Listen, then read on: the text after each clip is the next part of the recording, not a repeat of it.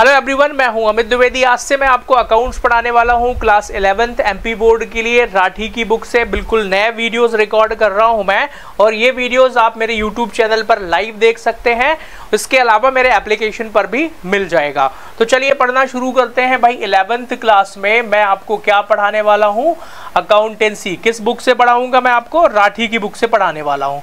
तो आप लोगों ने राठी की बुक आई होप खरीद लिया होगा। नहीं खरीदा है तो बुक खरीद लो, क्योंकि सारा सोल्यूशन राठी का आपको मेरे चैनल पे मिल जाएगा क्लास 11th के लिए। अब आप कहेंगे सर क्या हमको इसके कोई फीस देना पड़ेगा? नहीं भाई, इसका कोई चार्जेस नहीं होगा। आपको विदाउट एनी चार्जेस सारे वीडियोस मेरे यूट्यूब चैनल पर मिल जाएंगे। आपको करना ये है कि आप बस मेरे वीडियोस जो भी आप पढ़ेंगे, अगर अच्छा लगे तो अपने दोस्तों को भी जरूर शेयर करना है, ठीक है? चलिए अब पढ़ना शुरू करते हैं। देखिए, आप लोग स्कूल जा चुके होंगे, बेसिक पढ़ना आपने शुरू कर दिया होगा, अभी थोड़ा बहुत तो पढ़ा होगा। तो मैं ये मान के चलता हूँ कि अभी कुछ नहीं पढ़ा है और मैं बिल्कुल जीरो लेवल से पढ़ा रहा हूँ। लगभग आधे घंटे का बेसिक होगा, उसके बाद हम फर्स्ट चैप्टर शुरू करेंगे। तो पहले एक बार बेसिक तो बता ही देता हूँ मैं। देखो जरा, अकाउंट्स पढ़ने के पहले आपने अभी 10th पास किया, उसके बाद आपने 10th में मैथ्स पढ़ा, साइंस पढ़ा, सब कुछ पढ़ा। एक नया सब्जेक्ट पढ़ना है आपको, अकाउंट्स, राइट? भैया अब अकाउंट्स पढ़ने के पहले इसके बारे में थोड़ा तो जान लेते हैं। अकाउंट्स होता क्या है, इसकी शुरुआत कैसे हुई होगी। तो आप खुद सोचो कि भाई एक बिजनेस रन हो रहा है ना, कोई बिजनेस चल रहा है। अब उस बिजनेस का हिसाब किताब करने के लिए कोई ना कोई सिस्टम तो होना चाहिए। मान लो ये एक बिजनेस चल रहा है, ठीक है? ध्यान से समझना है पूरा बेसिक।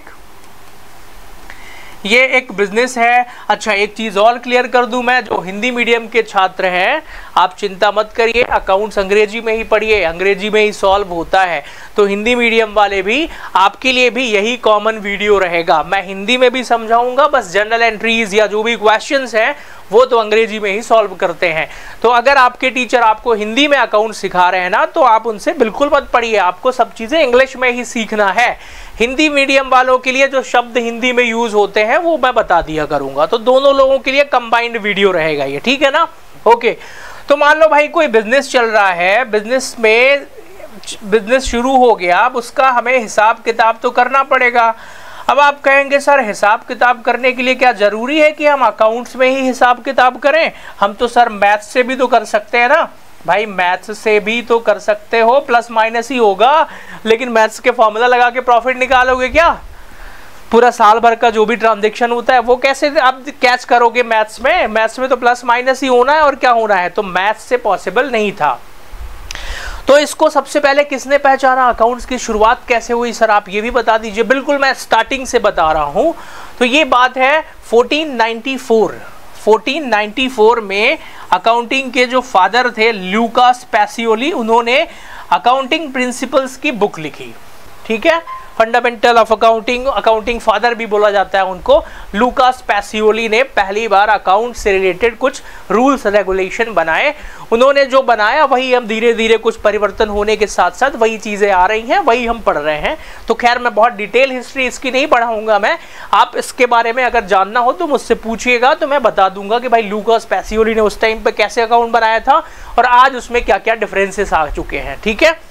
तो लूकास पैसियोली नाम के एक व्यक्ति ने, इटली के रहने वाले थे, इन्होंने सबसे पहले 1494 में एक बुक लिखी, ठीक है? Accounting principles fundamental of accounting के नाम से, और उसी किताब के आधार पर पूरा अकाउंटिंग कॉन्सेप्ट्स बने हैं। अब उन्होंने क्या क्या बताया, क्या क्या लिखा, यही सारी चीजें मैं आपको पढ़ाने वाला हूँ, ठीक है? तो वो तो हम अब चैप्टर वाइज पढ़ेंगे ही पढ़ेंगे, पर अकाउंट्स की जरूरत हमको क्यों पड़ी और इसके क्या क्या टर्म्स आपको स्टार्टिंग में सीखने हैं, एक बार हम वो डिस्कस कर लेते हैं। चलिए जरा देखिए, मान लो किसी एक बिजनेसमैन ने एक बिजनेस स्टार्ट करने के बारे में सोचा। ध्यान से समझना है आपको। एक बिजनेसमैन है और भाई उसको क्या शुरू करना है? अपना बिजनेस शुरू करना है, ओके? तो बिजनेस जब शुरू करेगा तो स्टार्टिंग में कुछ पैसे लगाने पड़ेंगे उसको। तो शुरू में जो पैसा बिजनेस में लगाएगा उसको हम क्या बोलेंगे? कैपिटल बोलेंगे। हिंदी में क्या बोलेंगे? हिंदी में कहते हैं पूंजी। तो अगर आपको कैपिटल की डेफिनेशन लिखना है तो क्या लिखोगे कि बिजनेसमैन के द्वारा बिजनेस में जो शुरुआत में पैसे लगाए जाते हैं या कुछ और भी अमाउंट के अलावा, जैसे मैंने एक बिल्डिंग के साथ बिजनेस शुरू किया है, मतलब एक बिल्डिंग ऑफिस मेरा खुद का ही है, तो फिर वो भी बिजनेस की प्रॉपर्टी मानी जाएगी, है ना? तो वो भी हमारी कैपिटल मानी जाएगी। तो कैपिटल मतलब जो बिजनेसमैन बिजनेस को शुरू करने के लिए बिजनेस में पैसे इन्वेस्ट करता है उसको हम कैपिटल कहते हैं। ठीक है, अब जरा ध्यान से देखो भाई, ये हो गया। अब जरा ध्यान से समझना, बिजनेसमैन ने बिजनेस में पैसा इन्वेस्ट कर दिया, ये है बिजनेसमैन। ध्यान से देखिएगा इस ग्राफ को, 10 मिनट में बेसिक क्लियर हो जाएगा। इसने पैसा कहाँ लगा दिया भाई? बिजनेस में। ओके, बिजनेस में पैसा लगा दिया, बिजनेस अच्छे से रन हो रहा है। अब बिजनेस रन होगा तो इसमें कुछ प्रॉफिट या फिर लॉस भी होगा उसको, है ना। साल भर बिजनेस करेगा। अब आप कहेंगे सर साल भर में ही क्यों निकालते हैं? तो ध्यान से सुनो, पहला एक टर्म आ गया फाइनेंशियल ईयर का। हम अकाउंट्स में बिजनेस में फाइनेंशियल ईयर को फॉलो करते हैं, जो कब से शुरू होता है? 1 अप्रैल से शुरू होता है और 31 मार्च को खत्म हो जाता है हर साल। ये 12 महीने का जो टर्म होता है इसी को फाइनेंशियल ईयर कहते हैं। और इसी फाइनेंशियल ईयर में साल भर बिजनेस करने के बाद आखिरी में जो लेखा जोखा निकलता है उसी में बिजनेस में या तो प्रॉफिट होता है या फिर लॉस होता है। अगर बिजनेस में साल के दौरान बिजनेसमैन ने पर्सनल यूज के लिए कोई अमाउंट्स निकाला है तो उसको हम क्या कहेंगे? ड्रॉइंग्स कहेंगे। क्या कहेंगे? ड्रॉइंग्स। क्लियर हो गया? ये कैपिटल क्लियर हो गया, फाइनेंशियल ईयर क्लियर हो गया, ड्राइंग्स क्लियर हो गया। अब कुछ टर्मिनोलॉजी और समझते हैं बिजनेस में और कौन कौन सी चीजें यूज होती हैं। भाई एक वर्ड यूज होता है एसेट्स का, ध्यान से समझना है, और एक वर्ड यूज होता है एक्सपेंसेस का। तो एसेट्स क्या होती हैं और एक्सपेंसेस क्या होते हैं, जरा ध्यान से समझो। जब आप अपने स्कूल वाले मैडम से पूछोगे ना कि मैडम ये एसेट क्या होता है, एक्सपेंसेस क्या होता है, तो मैडम बोलेंगी बेटा एसेट्स का मतलब होता है प्लांट, मशीनरी, बिल्डिंग, फर्नीचर, यही बोलेंगी। आप चाहो तो पूछ लेना। फिर पूछोगे एक्सपेंसेस क्या होते हैं, तो वो कहेंगे कि एक्सपेंसेस का मतलब होता है साल भर में जो खर्चा करता है बिजनेसमैन, यही वर्ड बोलेंगे। आप तो पूछ करके देखना। लेकिन ये तो डेफिनेशन नहीं है, ये तो उदाहरण है। तो इनकी डेफिनेशन क्या होगी वो मैं आपको समझाता हूं, ठीक है ना। अब ध्यान से समझना है आपको।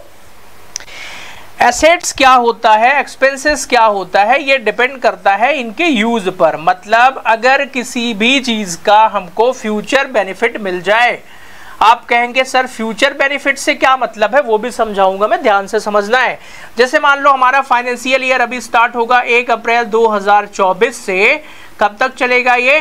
31 मार्च 2025 तक। हमने बिजनेस में मान लो कोई भी कुछ भी खरीदा हो, तो अगर 31 मार्च 2025 के बाद भी हमको उसको फायदा मिलने वाला है तो वो हमारे लिए क्या हो जाएगा? एसेट्स हो जाएगा। और जिसका फायदा ऑलरेडी मिल चुका है, जिसका बेनिफिट हमें मिल चुका है उसी फाइनेंशियल ईयर में, वो हमारे लिए क्या हो जाएगा? एक्सपेंसेस हो जाएगा। अब आप कहेंगे कि सर ऐसे समझ में नहीं आ रहा है, कुछ उदाहरण से समझाओ, जरा एग्जाम्पल देके बताओ। तो आओ जरा समझते हैं, ध्यान से देखना। मैंने एक बिल्डिंग खरीदा है, बताओ जरा ये क्या होगा? एसेट्स होगा कि एक्सपेंसेस होगा? आप कहेंगे सर बिल्डिंग तो बहुत साल तक चलेगी, 31 मार्च 25 के बाद भी चलेगी, तो वो हमारे लिए एसेट हो जाएगा। मैंने सैलरी का पेमेंट करा है एम्प्लॉयज को, सैलरी में पहले एम्प्लॉयज से काम करवाया महीने भर, उसके बाद सैलरी दिया, तो सैलरी क्या हो जाएगा हमारे लिए? एक्सपेंसेस हो जाएगा। मैंने इलेक्ट्रिसिटी बिल पेमेंट करा है, तो पहले हमने 1 महीना लाइट जलाया, उसके बाद उसका पेमेंट करा है, तो वो हमारे लिए क्या हो जाएगा? एक्सपेंसेस। समझ में आ गया? तो कोई भी चीज हमारे लिए एसेट्स या एक्सपेंसेस है, ये चीज हमको कैसे पता चलेगी? उसके यूज पर पता चलेगी। फिर अगला टर्म आता है भाई लायबिलिटीज क्या होती है?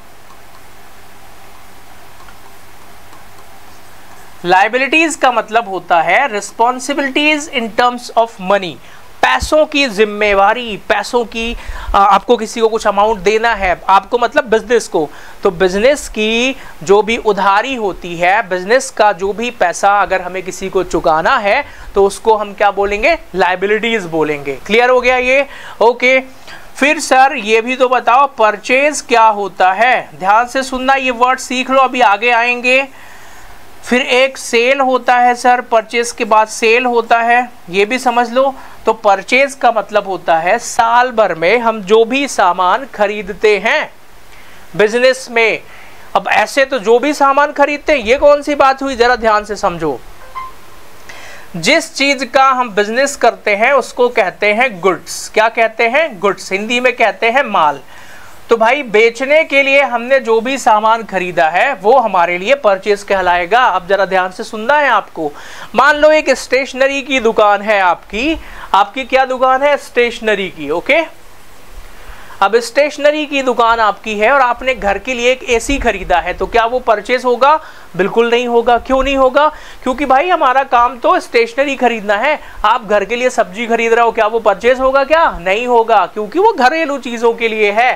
तो बिजनेस में जो चीज हम बेचने के लिए बैठे हुए हैं वही चीज खरीदेंगे, वही हमारा परचेज हो जाएगा। सेल किसे रिकॉर्ड करते हैं? सेल क्या माना जाएगा? भाई जिस चीज का आप बिजनेस कर रहे हो उस प्रोडक्ट को ही बेचना हमारे लिए सेल होगा। ध्यान से सुनो, आपका स्टेशनरी की दुकान है, आपने अपना पर्सनल लैपटॉप बेच दिया, क्या वो सेल में रिकॉर्ड हो जाएगा? बोलो, क्या वो सेल होगा? नहीं होगा ना। क्यों नहीं होगा? क्योंकि लैपटॉप पर्सनल है, लैपटॉप बेचने का आपका काम नहीं है। It is clear? ओके, तो ये कुछ बेसिक टर्मिनोलॉजी थी। अब हम समझते हैं आगे जो हमें मेन पढ़ना है। ध्यान से सुनना है आपको। सर हम इसको पढ़ेंगे कैसे, ये तो बताइए। तो भाई जरा ध्यान से देखो, बुक्स ऑफ अकाउंट्स। ये बुक्स ऑफ अकाउंट्स क्या होता है ये भी बताऊंगा मैं अभी। ध्यान से सुनना है आपको।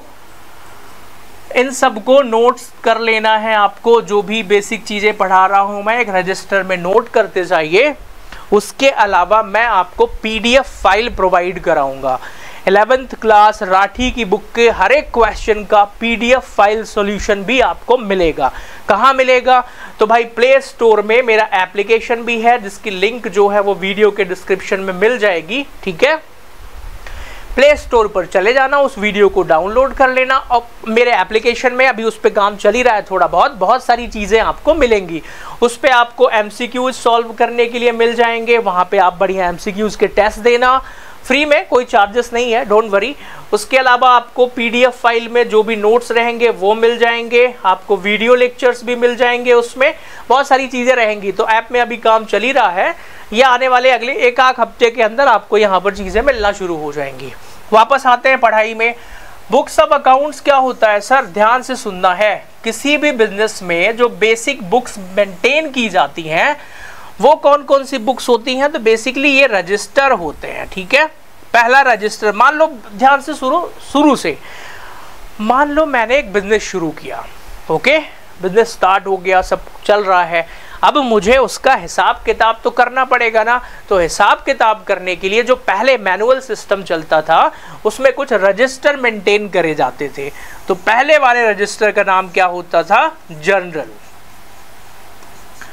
फिर एक दूसरा रजिस्टर मेंटेन होता था, उसका नाम क्या होता था भाई? जर्नल के बाद लेजर हो गया। ठीक है, फिर लेजर के बाद और क्या मेंटेन होता है सर? लेजर के बाद कैश बुक मेंटेन होता है, और कैश बुक के बाद सर बहुत सारी सब्सिडरी बुक्स मेंटेन होती हैं। टोटल सब्सिडरी बुक 9 होती हैं, पढ़ा दूंगा मैं आगे, चैप्टर ही है। अब जरा ध्यान से सुनना, आपको 11th क्लास में पढ़ना क्या है? आपको सबसे पहले जनरल के बारे में पढ़ना है, फिर अगला चैप्टर लेजर है, फिर कैश बुक पढ़ना है, फिर सब्सिडरी बुक्स पढ़ना है। इन सबको पढ़ लोगे तो आपकी किताब का जो नाम है, अब आप कहोगे सर हमें तो किताब का नाम पता ही नहीं है, ये है बुक कीपिंग। तो हमारा यहाँ तक का पार्ट खत्म हो जाएगा, बुक कीपिंग। उसके बाद शुरू होगी अकाउंटेंसी। तो आप कहेंगे सर मतलब ये जो लिखा हुआ है ये 2 चीजें हैं क्या? बिल्कुल 2 चीजें हैं। बुक कीपिंग अलग होता है और अकाउंटेंसी अलग होता है। तो अभी हम स्टार्टिंग में बुक कीपिंग पढ़ेंगे, फिर हम पढ़ेंगे अकाउंटेंसी। क्लियर हो गया? चलो अब जरा ध्यान से देखिएगा। तो सबसे पहले हमें क्या पढ़ना भाई? जनरल एंट्रीज पढ़ना है, इसी पर फोकस करते हैं। इसको नोट करना हो जिसको नोट कर लेना, आप स्क्रीनशॉट भी ले सकते हो, वीडियो को पॉज करके भी देख सकते हो, बहुत सारी फैसिलिटीज हैं आपको। ठीक है, तो अब जरा देखो जनरल के बारे में। भाई व्हाट इज जनरल? पेन को क्या हो गया? जनरल एंट्री, ध्यान से देखना है। जनरल एंट्री अब कैसे करेंगे सर जनरल एंट्री? स्कूल वाले सर ने तो पढ़ा दिया और पता नहीं समझ में भी आया कि नहीं आया, चैप्टर कंप्लीट हो गया है पर समझ में तो आया नहीं है। अब जरा ध्यान से देखो, मैं आपको एक चीज़ बताता हूँ। जब मैं 11th में था, वैसे 11th में मुझे कुछ भी नहीं आता था ये जनरल एंट्री वगैरह। मैंने कहाँ से सीखा ये? मैंने सीखा है सीए के दौरान, जब मेरी सीए की पढ़ाई चल रही थी ना, जब मैं सीपीटी का एग्जाम दे रहा था सीए का, उस टाइम पर मैंने ये सीखा था जनरल एंट्री। और मैंने ऐसा सीखा ना कि आप दुनिया की कोई भी बुक लेके आओ, जनरल एंट्री मुझसे बन जाएगी। तो मैं भी आपको वैसा ही सिखाऊंगा। सिर्फ ये राठी की, शिवलाल की किताब सॉल्व करने से क्या आपको लगता है जनरल एंट्री बन जाएगी क्या आपसे? लेकिन अगर आप मेरे तरीके से सीखोगे ना, तो आप 11th में भी अच्छा आपको बनेगा, 12th में भी बनेगा, बीकॉम, बीबीए, एमबीए कुछ भी पढ़ोगे ना, मैं सारी क्लासेस पढ़ाता हूँ, ठीक है, वहां पर आपको ये काम आएगा। इसलिए बेसिक है, जरा ध्यान से देखना। अब जनरल एंट्री कैसे करेंगे सर? पहले तो इसका फॉर्मेट बता दीजिए सर एक बार। चलो फॉर्मेट बता देता हूं मैं, ध्यान से देखना है। लो भाई फॉर्मेट नोट कर लेना इसका। सबसे पहला कॉलम कौन सा हो जाएगा इसमें? डेट। इसमें तो तारीख ही लिखेंगे सर, बिल्कुल। फिर ये पर्टिकुलर्स का कॉलम हो जाएगा, यहां पे ही तो हम एंट्री करते हैं, ठीक है, पर्टिकुलर्स। फिर एक छोटा सा कॉलम आ जाएगा सर एलएफ का, लेजर फॉलियो। फिर सर अमाउंट के 2 कॉलम होते हैं, एक डेबिट अमाउंट और एक क्रेडिट अमाउंट। अब आप कहेंगे सर ये डेबिट और क्रेडिट क्या है सर, ये भी तो समझा दीजिए। देखो जरा, डेबिट और क्रेडिट सिक्के के 2 पहलू होते हैं, हेड और टेल। ऐसे अकाउंट्स में, कॉमर्स में 2 साइड होते हैं, एक का नाम डेबिट और एक का नाम क्रेडिट है। इसका फुल फॉर्म क्या होता है आपको कमेंट करके वीडियो में बताना है। क्या आपको डेबिट और क्रेडिट का फुल फॉर्म पता है? अगर पता है तो कमेंट करके बताओ, मैं इसको अगली क्लास में पढ़ा दूंगा फिर, ठीक है। अभी कमेंट करो, जो भी लोग लाइव देख रहे हैं इसको कमेंट करते जाओ, और इस वीडियो को जरा शेयर भी कर दो अपने सभी फ्रेंड्स को, जितने भी लोग पढ़ रहे हैं। अगर आपने 11th क्लास की कोचिंग ज्वाइन करी है ना, तो अब कहीं ज्वाइन मत करना, क्योंकि मैं सारे वीडियोज यहीं मेरे इसी चैनल पे लेके आऊंगा आप लोगों के लिए, ठीक है। चलिए पढ़ना शुरू करते हैं भाई। डेट में है तो तारीख लिखेंगे, पर्टिकुलर्स में एंट्री करेंगे, लेजर फॉलियो में लेजर का पेज नंबर लिखते हैं। अब लेजर का पेज नंबर कैसे लिखते हैं, जब लेजर पढ़ाऊंगा ना तो समझा दूंगा, इसको अभी छोड़ दो, इसमें कुछ नहीं लिखना है अभी। और डेबिट और क्रेडिट की अमाउंट लिखते हैं। ये तो एक फॉर्मेट हो गया।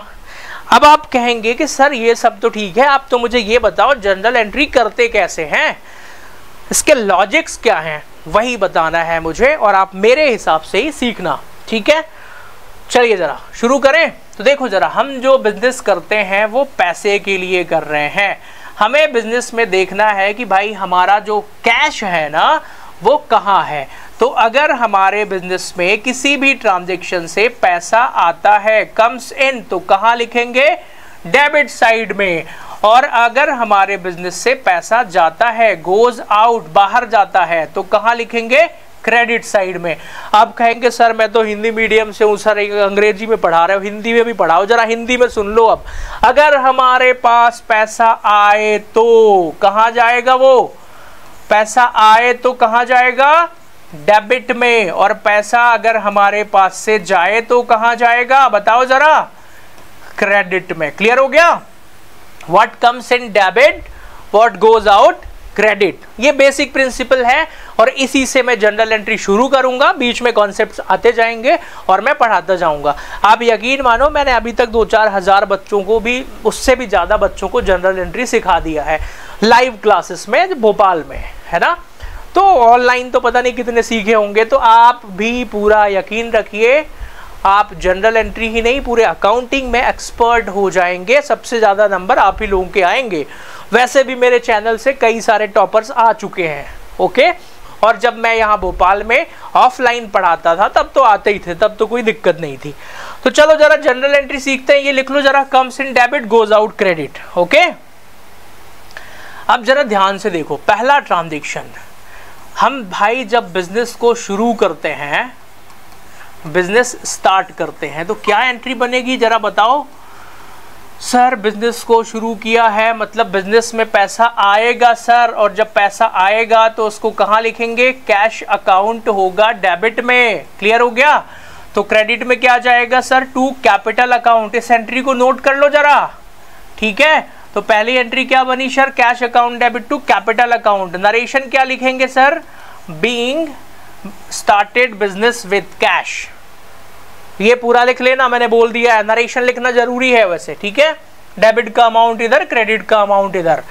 बिजनेस शुरू करेंगे तो बिजनेस में पैसा आएगा ही आएगा। जब पैसा आएगा ना तो कहाँ लिखेंगे? डेबिट साइड में। तो कम्स इन डेबिट, तो कैश अकाउंट डेबिट, और शुरुआत में जो पैसा आता है उसको हम कैपिटल कहते हैं, इसलिए उसको यहाँ पर लिख दिया। इसको नोट कर लो, समझ में आ गया?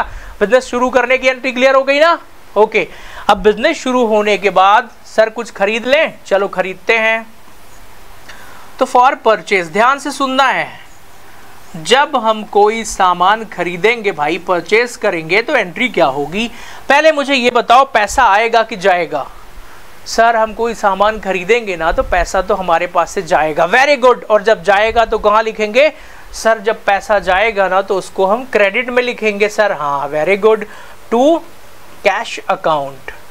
तो क्रेडिट में तो लिख दिया भाई, अब डेबिट में क्या लिखेंगे? तो सर डेबिट में ना यहाँ पर परचेज आ जाएगा। वेरी गुड, तो एंट्री क्या हो जाएगी? परचेज अकाउंट डेबिट हो जाएगा टू कैश अकाउंट। लेकिन ध्यान से सुनो, अगर हमने उधार खरीदा है, जरूरी थोड़ी है कि पैसा अभी पेमेंट करोगे। अगर हमने उधार खरीदा है तो टू कैश अकाउंट की जगह पे यहाँ पे टू नेम ऑफ कस्टमर आ जाएगा। कस्टमर का नाम, नेम ऑफ पार्टी। पार्टी या कस्टमर एक ही बात है। नरेशन क्या लिखेंगे? यहाँ पे बीइंग लिखना है भाई, आगे लिख लेना गुड्स परचेस्ड। क्लियर हो गया? इसको नोट करिए जरा, प्रॉपर तरीके से नोट्स बनाने हैं। जिसको भी डाउट हो स्क्रीनशॉट ले लो, यहाँ से screenshot capture 1 2 3। I hope capture कर लिया होगा। आगे बढ़ जाते हैं। तो दो ट्रांजैक्शन हो गया, पहला बिजनेस को शुरू कर दिया, दूसरा कुछ खरीद लिया। अब तीसरा, सर कुछ बेच देते हैं, चलो बेचते हैं। फॉर सेल, जब हम सेल करेंगे सबसे पहले यही सोचना है कि पैसा आया कि गया। सर कुछ बेचेंगे तो पैसा आएगा, तो कहाँ लिखेंगे? कैश अकाउंट डेबिट हो जाएगा। और टू में क्या आ जाएगा? Sales account. ये लेकिन सर अगर हमने उधार बेचा है तो यहाँ पे कस्टमर का नाम आ जाएगा, नेम ऑफ पार्टी। ये फॉर्मेट लिखवा रहा हूं मैं एंट्री का, समझा भी रहा हूं मैं, ठीक है? नरेशन क्या हो जाएगा? Being goods sold. जरा ध्यान से समझो आप, हमने कुछ बेचा तो पैसा आया, कैश आया तो कहाँ लिखेंगे? डेबिट साइड में। और अगर उधार बेचा है तो कस्टमर का नाम लिख दो ना वहां पे। क्लियर हो गया दोनों चीजें? ओके सर, अब खरीद भी लिया, बेच भी लिया, अब क्या करें सर? तो भाई चौथी एंट्री में आ जाओ। चलो अब कुछ अलग समझना जरा। फॉर एक्सपेंसेस, भाई हम कुछ खर्चा करेंगे तो क्या एंट्री होगी? सर जब हम कुछ खर्चा करेंगे ना तो बिजनेस से पैसा जाएगा, और जाएगा तो कहाँ लिखेंगे? क्रेडिट में। Comes in debit goes out credit. तो जब कैश जाएगा तो यहां क्रेडिट में आ जाएगा, टू कैश अकाउंट। तो एक बात बताओ, डेबिट में क्या लिखेंगे? सर डेबिट में नेम ऑफ एक्सपेंसेस आ जाएगा।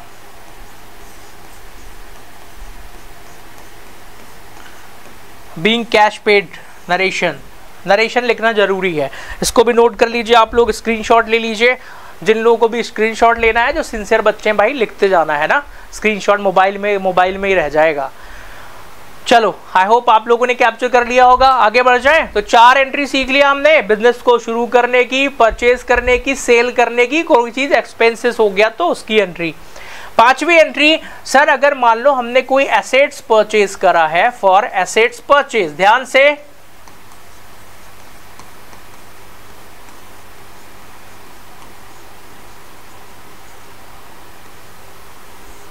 एक बात बताओ, एसेट्स खरीदेंगे तो पैसा आएगा कि जाएगा? सर पैसा तो जाएगा। कहाँ लिखेंगे जाएगा? तो क्रेडिट में। तो एंट्री क्या हो जाएगी? कैश को तो क्रेडिट में लिख दूं, हाँ जी, टू कैश अकाउंट। और डेबिट में आ जाएगा नेम ऑफ एसेट्स।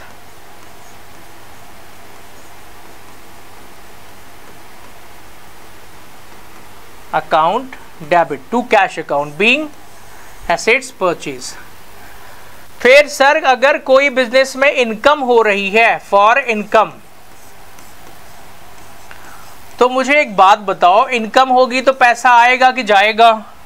सर जब कोई इनकम होगी ना तो पैसा तो आएगा ही, और जब पैसा आएगा तो कहाँ लिखेंगे कैश को? डेबिट साइड में। तो एंट्री क्या हो जाएगी? कैश अकाउंट डेबिट हो जाएगा, cash account debit to name of income.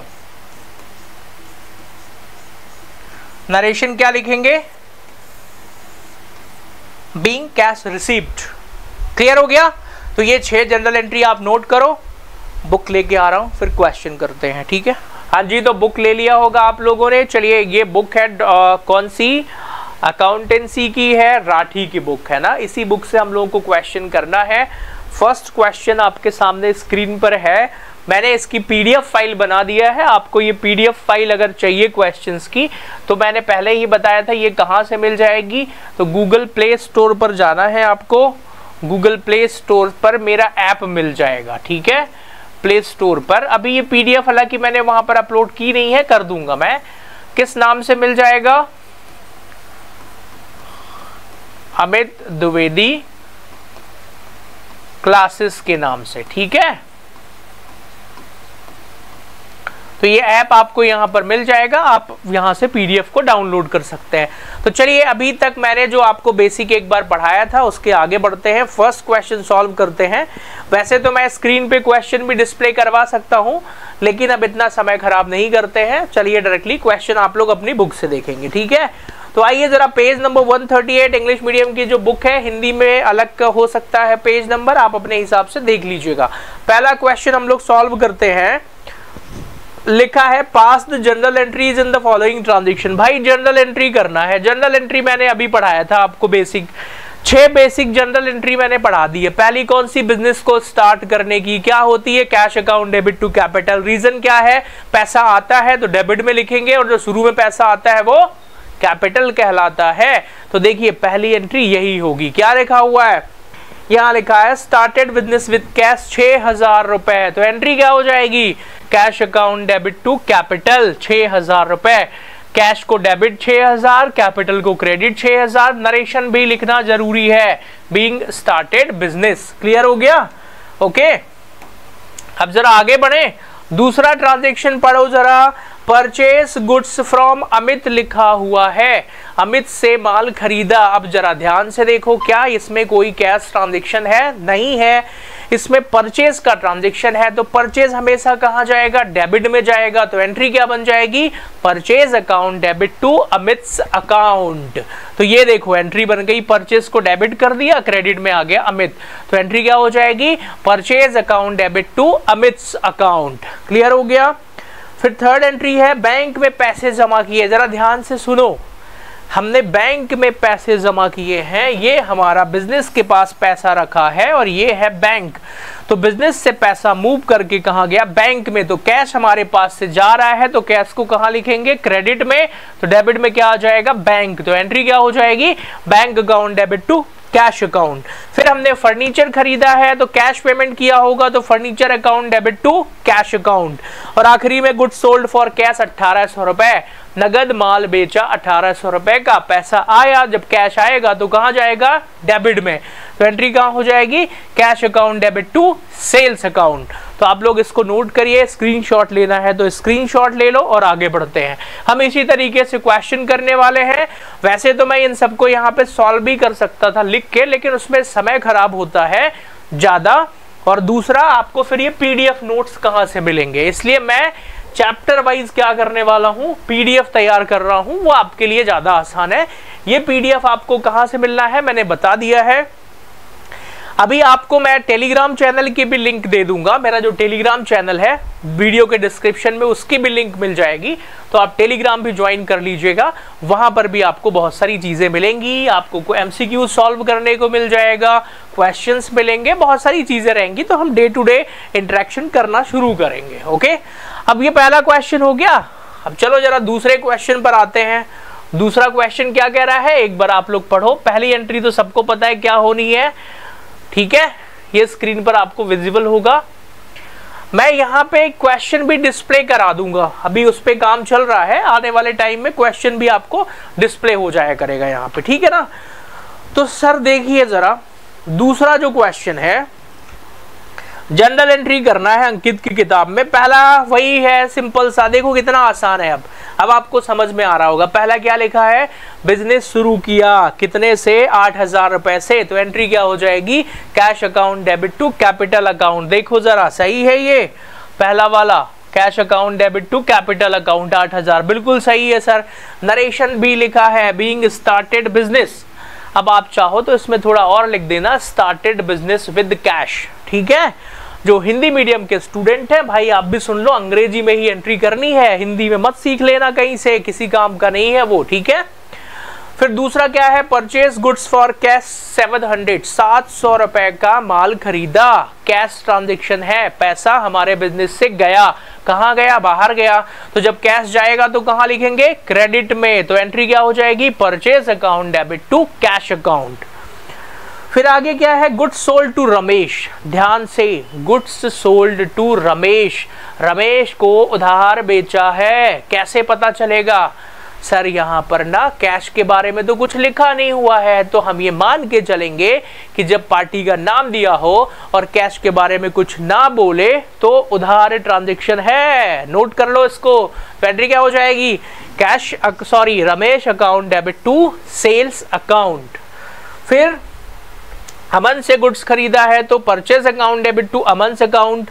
अब सुनो जरा, अमन से गुड्स खरीदा है तो भाई एक बात बताओ, क्या इसमें कैश ट्रांजैक्शन है, नहीं है, तो परचेज को डेबिट कर देंगे और अमन को क्रेडिट कर देंगे, क्लियर हो गया। फिर अगली एंट्री क्या है, फर्नीचर खरीदा है तो कितनी आसान एंट्री है, furniture account debit to cash account.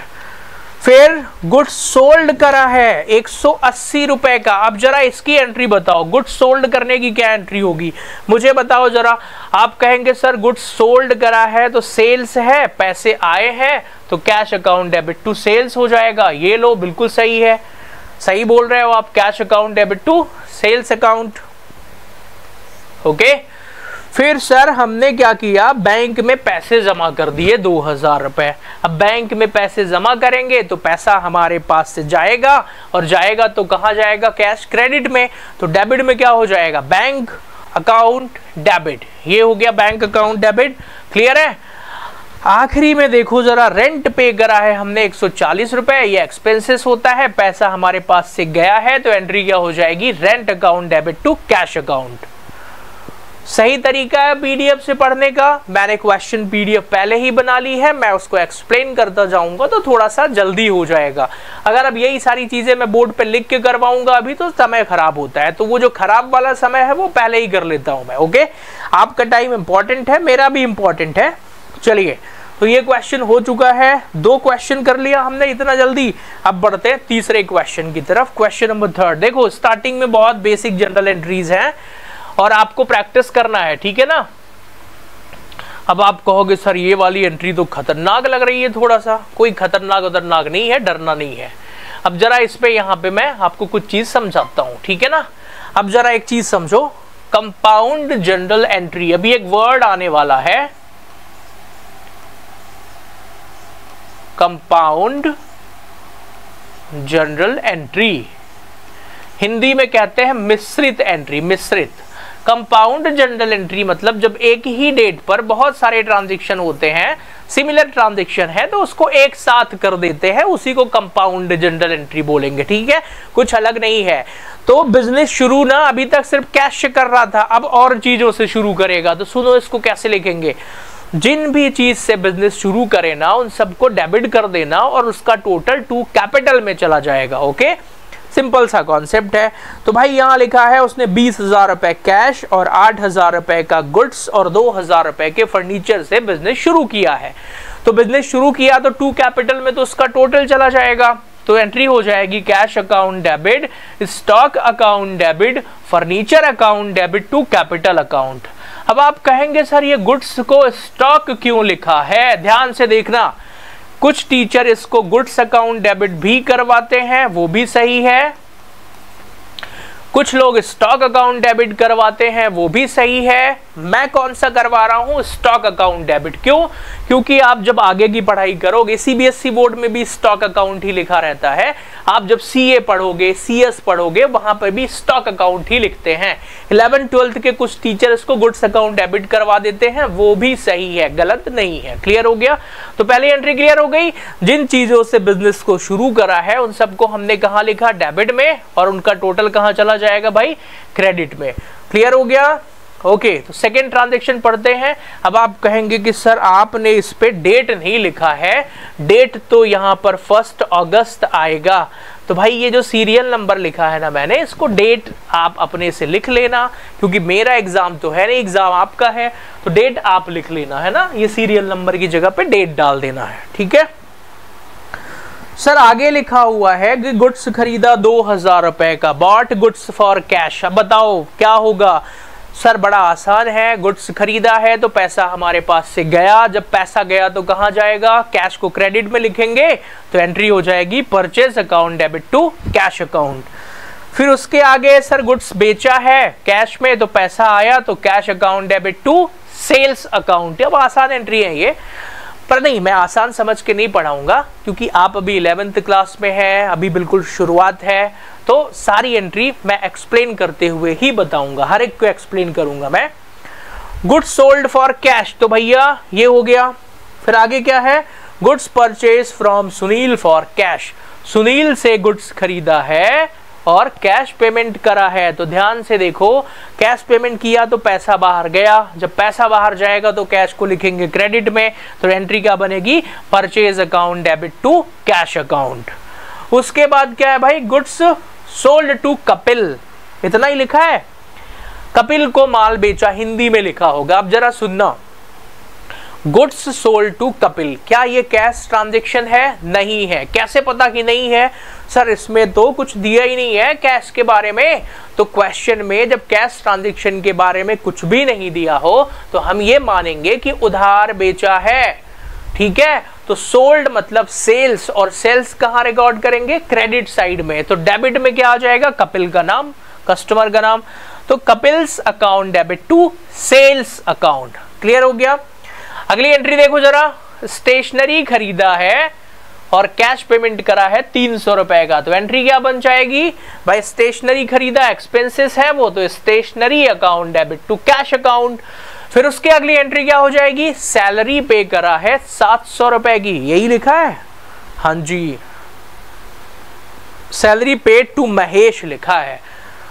तो सर इस पे तो salary account debit to Mahesh account होना चाहिए, सर महेश का नाम लिखो। सर आपने बोला था नाम लिखा हो तो उधार होता है, ऐसा नहीं होता है भाई।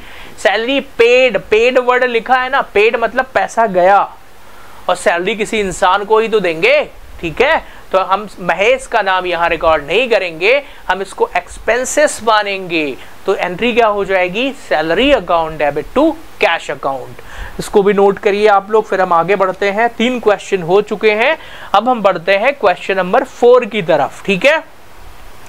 आज कितने क्वेश्चन करेंगे, जितने भी हो जाए करते जाएंगे, और क्या। डिस्काउंट फिर कल पढ़ाऊंगा मैं, उसके पहले बेसिक क्वेश्चन तो आज ही कवर कर लेते हैं फर्स्ट पार्ट में ही। तो भैया चौथा क्वेश्चन भी आपके सामने स्क्रीन पर है, देखिएगा। आसान लग रहा है ये तो, बहुत ही ज्यादा आसान है। हाँ देखो जरा कैसे, फिर वही कहानी है, गुड्स बिजनेस को शुरू किया है, किन चीजों से शुरू करा है जरा देखो। अब मुझे वैसे क्वेश्चन देखने की जरूरत नहीं, मैं तो एंट्री से भी क्वेश्चन बना लूंगा, ठीक है। यहीं से देखो, आप लोगों को देखना है चौथा क्वेश्चन।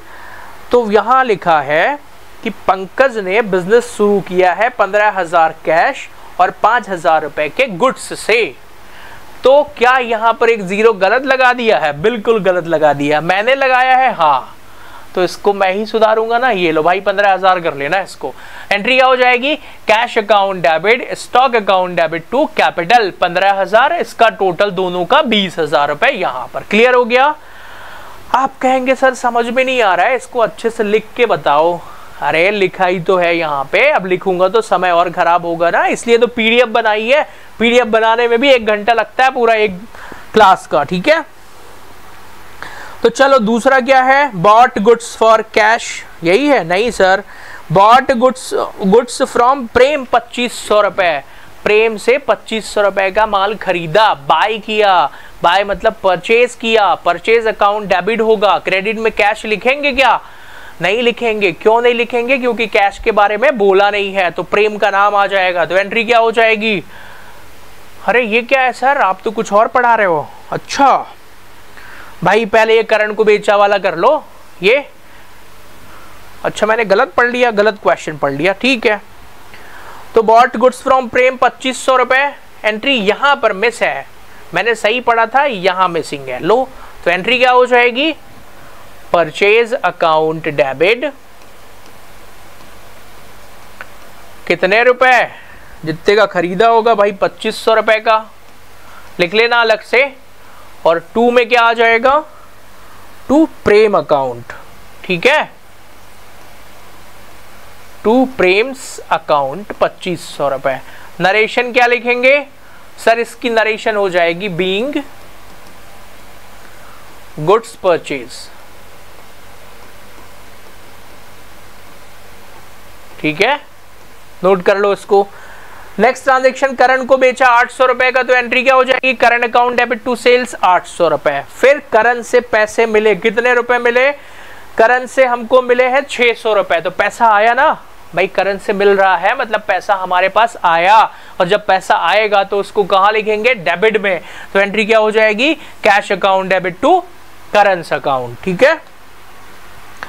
फिर आगे क्या है, कैश सेल्स किया हमने 200 रुपए का, गुड सोल्ड 200 रुपए का, तो cash account debit to sales कैसे भाई, बेचा है 200 रुपए का, बेचा पैसा आया तो कैश आएगा तो कहां लिखेंगे, डेबिट साइड में, तो एंट्री क्या हो जाएगी, cash account debit to sales account. देखो मेरे को लग रहा है कि मैं ABCD पढ़ा रहा हूँ, ABCD मतलब जैसे आप बचपन में ABCD पढ़ते थे ना, तो बचपन में आपको टफ लगती होगी, लेकिन अब पढ़ोगे तो आसान लगेगी, ओके। तो जनरल एंट्री अभी आप फर्स्ट टाइम पढ़ रहे हो तो हो सकता है समझ में ना आए, आराम से मैं जिस तरीके से समझा रहा हूं ना उस पर फोकस करना, बाद में आपको भी ABCD जैसा लगेगा वो, क्लियर है, ओके। फिर गुड्स सोल्ड हो गया, गुड्स रिटर्न टू प्रेम 100 रुपए, ध्यान से देखना यहाँ पे, गुड्स रिटर्न टू प्रेम, आप कहेंगे सर जरा अच्छे से समझाओ, अरे लो इसको ही मिटा रहा था, यही तो लिखा हुआ है भाई, ये लो, प्रेम को माल बेचा था तो एंट्री क्या करी थी, परचेज अकाउंट डेबिट टू प्रेम। अब गुड्स को लौटा दिया, क्या किया, रिटर्न कर दिया, लौटा दिया, तो हम क्या करेंगे, एंट्री को भी लौटा दो। लौटाओगे कैसे, प्रेम को डेबिट कर दो और परचेज रिटर्न वर्ड को क्रेडिट कर दो, क्लियर। कैसे बनाओगे एंट्री, गुड्स लौटा दिया, एंट्री भी रिवर्स मार दो, तो Prem's account debit to purchase return account, ये देखो 100 रुपए की, क्लियर हो गया, ओके। आगे बढ़ते हैं, अब यहां तो आगे पता है क्या लिखा होगा, रिपेयर के लिए पेमेंट करा है 20 रुपए, तो रिपेयर एक्सपेंसेस हो गया ना हमारा, हुआ कि नहीं हुआ, हो गया, चलो। तो रिपेयर के लिए हमने पेमेंट किया है 20 रुपए, देखो लिखा है पेड टू रिपेयर चार्जेस, तो भाई सीधी बात है, पे करा तो टू कैश हो जाएगा, तो repair account debit to cash. Machinery खरीदी है शाम से 1000 रुपए की, आप कहेंगे सर इसको परचेज क्यों नहीं लिख रहे हैं, सर इसको परचेज लिखो सर। एक बात बताओ, मैंने पढ़ाया था ना, मशीनरी क्या होती है, एसेट्स होती है, जब भी कोई एसेट्स खरीदेंगे तो एसेट्स के अकाउंट को ही डेबिट करते हैं, रूल है ये, क्लियर हो गया। तो जब एसेट्स को ही डेबिट करना है तो क्या हम इसको परचेज लिखेंगे, नहीं, तो मशीनरी खरीदें, बिल्डिंग, फर्नीचर, स्टॉक, ये सब एसेट्स होते हैं और इनको हम डेबिट उन्हीं के नाम से करेंगे, तो एंट्री क्या हो जाएगी, machinery account debit to Shyam's. अब एक बच्चा कह रहा है कि सर ये श्याम का नाम क्यों आया, सर यहाँ पे कैश क्यों नहीं लिखा, भाई पढ़ो जरा, कहीं पर कैश के बारे में लिखा है क्या, नहीं लिखा ना। एक रूल मैंने अभी पढ़ाया था आपको कि अगर क्वेश्चन में आपको ट्रांजैक्शन दिया हुआ है, उस पे कहीं से मेंशन नहीं है कि ये कैश ट्रांजैक्शन है, तो हम उधार मानेंगे, इसलिए इसको क्या करना है, मशीनरी खरीदने को उधार ट्रांजैक्शन मानना है। चलो मशीनरी के बाद क्या है, फिर सर एडवर्टीजमेंट का पे करा है इन्होंने 230 रुपए, तो बड़ा आसान है, आप खुद बनाओ ना। पेड किया है, देखो एंट्रीज को, इनके शब्दों को आपको पकड़ना पड़ेगा, पहला ही वर्ड में पकड़ लो, पेड किया है मतलब पैसा बाहर गया, और जब पैसा गया है तो कैश कहाँ जाएगा, क्रेडिट में, तो डेबिट में क्या आ जाएगा, एडवर्टीजमेंट अकाउंट डेबिट हो जाएगा, तो ये एंट्री बन गई advertisement account debit to cash account, ठीक है ना।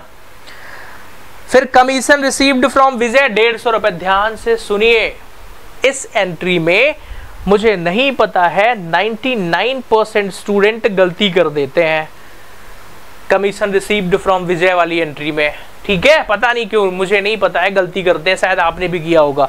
भाई देखो सिंपल सा लॉजिक है, कमीशन रिसीव्ड लिखा है ना, तो इसका फॉर्मेट क्या बताया था मैंने, कैश अकाउंट डेबिट, यही बताया था। कैश अकाउंट डेबिट 2 में क्या आ जाएगा, नेम ऑफ इनकम। तो भाई कैश तो पैसा आया तो डेबिट में लिखेंगे, इनकम का नाम क्या है, कमीशन, तो क्रेडिट कर दिया। तो टफ तो नहीं है ना, जिस तरीके से लॉजिक बता रहा हूं आपको वैसे ही पढ़ना है। ये क्वेश्चन भी हो चुका है। अब अगला क्वेश्चन, और टाइम भी हो चुका है, मुझे लगता है पहले दिन ना मुझे 4 क्वेश्चन ही करवाने चाहिए, ज़्यादा क्वेश्चन करवाने की ज़रूरत नहीं है। अब जरा रुकिए, कुछ 1-2 मिनट हम और काम की बातचीत करते हैं, इंपॉर्टेंट चीज़ें, फिर आगे पढ़ेंगे, ठीक है। अब जरा ध्यान से सुनना है। मैं अभी YouTube पर आपको जो पढ़ाने वाला हूँ, क्या क्या पढ़ाऊँगा,